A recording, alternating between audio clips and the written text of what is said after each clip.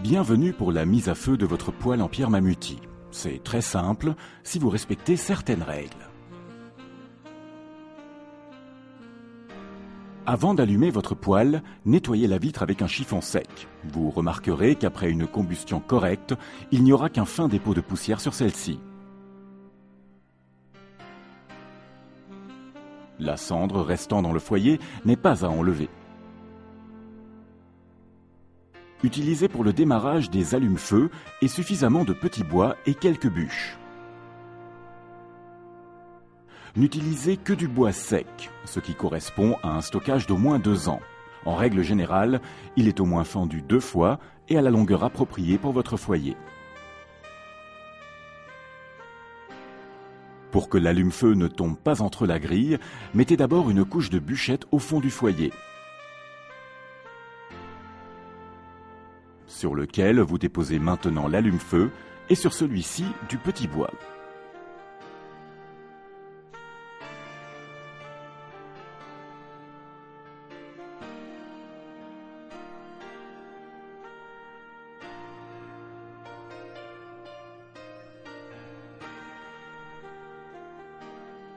Avant d'allumer, contrôlez que le clapet de tirage est bien sur position ouvert. Tirez la tige de la grille vers vous. Avant chaque allumage, il est impératif de contrôler le tirage du conduit, car sans tirage, votre feu ne prendra pas.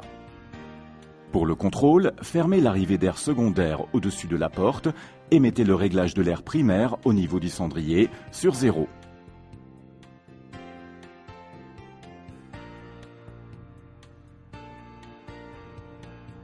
Si la flamme est aspirée dans la fente de la porte entrouverte, le tirage est bon. Ouvrez maintenant l'air primaire et l'air secondaire.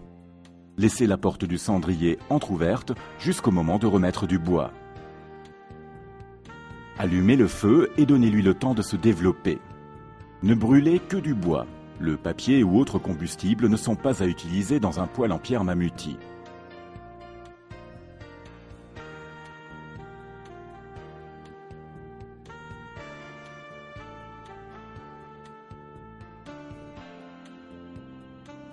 Entre-temps, notre feu a bien pris et il est temps de mettre la première charge.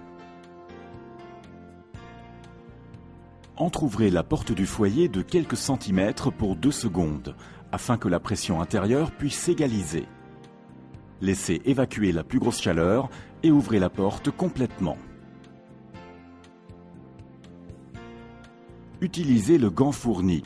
Alignez vos bûches toujours de l'avant vers l'arrière, ainsi vous repoussez les flammes au fond et évitez de vous brûler.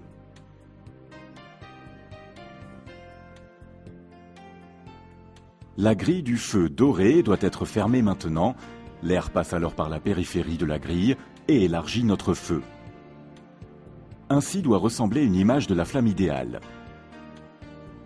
Les flammes entourent les bûches et vacillent le long des parois en réchauffant celles-ci. Les flammes qui montent directement au milieu du poêle ne donnent pas de chaleur aux parois et ne servent donc à rien. La vitre est résistante au feu et sera très chaude durant la combustion. Le moment de recharger sera venu quand il y aura assez de place dans le foyer et encore de belles flammes.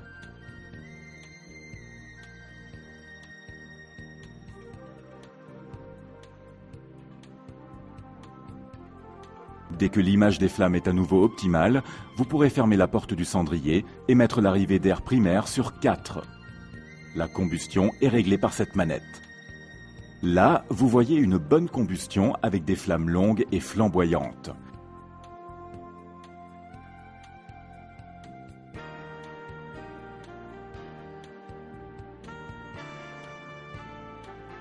Vous pourrez comparer avec un feu trop violent qui développera trop de chaleur, et enfin, un feu trop faible qui ne chauffera pas assez les parois du foyer.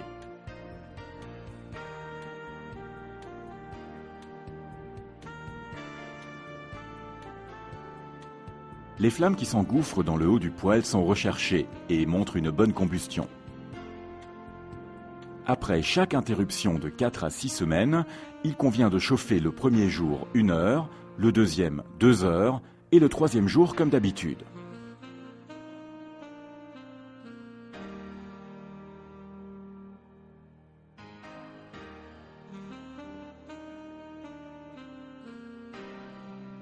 Entre-temps, notre bois s'est consumé et nous pouvons recharger une troisième fois. Pour améliorer la circulation de l'air, nous entrouvrons légèrement la grille. Ouvrez progressivement la porte de votre foyer avec le gant. Si vous avez envie de voir des flammes dans votre foyer, vous pouvez continuer à mettre des bûches. Mais si les parois de votre poêle sont saturées de chaleur, votre poêle n'emmagasinera plus rien. Ce sera juste pour le plaisir des yeux.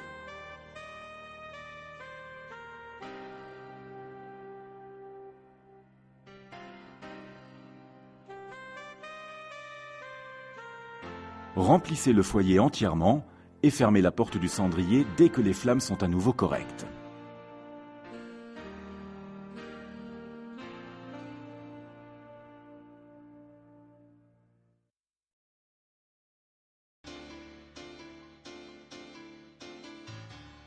Si besoin, vous pouvez replacer les bûches avec votre tisonnier.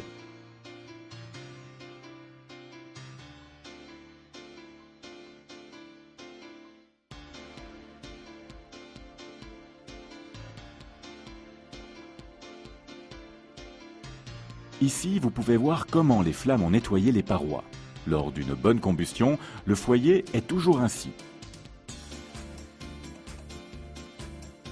Dès que vous avez rechargé la dernière fois, attendez qu'il ne reste plus que des braises et vous pourrez refermer tous les tirages.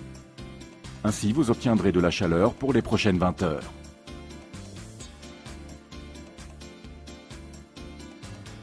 La mise à feu d'un poêle duo est identique à un poêle classique, sauf qu'on met d'abord en chauffe le four de cuisson. Vous posez un allume-feu entre le petit bois d'allumage finement coupé, puis vous posez les bûches en longueur par-dessus, par couches superposées. Démarrez toujours votre poêle du haut par le four de cuisson. Vous atteindrez ainsi 2/3 de la puissance de votre poêle. Après environ 2 heures, vous ferez tomber les braises par la trappe dans le foyer du bas. Puis vous chaufferez encore 2 heures afin d'obtenir le dernier tiers de puissance. Vous atteindrez la puissance maximale de votre poêle du haut uniquement de cette façon.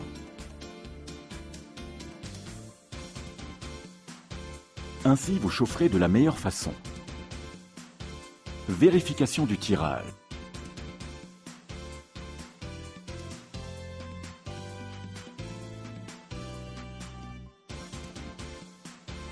Ouvrez tous les tirages pour allumer votre poêle.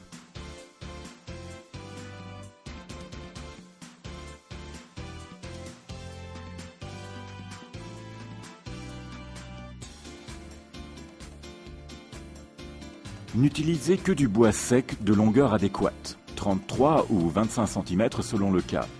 Le poêle en pierre olaire ne fonctionne qu'avec du bois sec, stocké depuis 2 ans. Vous pouvez volontiers utiliser différentes essences de bois. Une bonne flamme bien franche est nécessaire pour bien chauffer le poêle.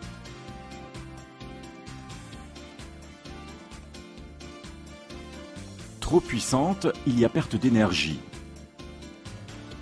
Trop petite, elle ne chauffera pas suffisamment les pierres du poêle.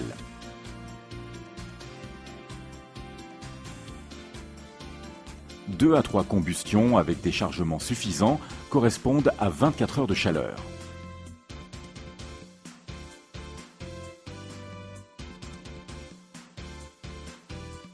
Lorsqu'il n'y a plus que de la braise, fermez les arrivées d'air. Si vous ne souhaitez plus rajouter du bois, fermez toutes les arrivées d'air ainsi que la clé de tirage. Maintenant, nous vous souhaitons beaucoup de plaisir et de joie avec et autour de votre poêle en pierre olaire.